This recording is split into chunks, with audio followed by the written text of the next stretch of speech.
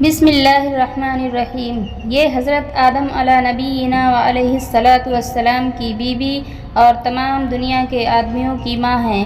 اللہ تعالیٰ نے ان کو اپنی کامل قدرت سے حضرت آدم علیہ نبینا و علیہ الصلاۃ والسلام کی بائیں پسلی سے پیدا کیا اور پھر ان کے ساتھ نکاح کر دیا اور جنت میں رہنے کو جگہ دی، اور وہاں ایک درخت تھا، اس کے کھانے کو منع کر دیا۔ انہوں نے غلطی سے شیطان کے بہکانے میں آ کر اس درخت سے کھا لیا۔ اس پر اللہ تعالیٰ کا حکم ہوا کہ جنت سے دنیا میں جاؤ۔ دنیا میں آ کر اپنی خطا پر بہت روئیں۔ اللہ تعالیٰ نے ان کی خطا معاف کر دی اور پہلے حضرت آدم علیہ نبینا علیہ الصلاۃ والسلام سے الگ ہو گئی تھیں۔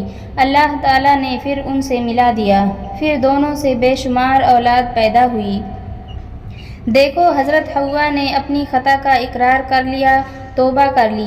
بعضی عورتیں اپنے قصور کو بنایا کرتی ہیں، یعنی چھپاتی ہیں، اور کبھی اپنے اوپر بات نہیں آنے دیتی، اور ایسی تو بہت ہیں جو گناہ کر رہی ہیں، ساری عمر کرتی رہتی ہیں، اس کو چھوڑتی نہیں، خاص کر غیبت اور رسموں کی پابندی۔ اس خصلت کو چھوڑ دو۔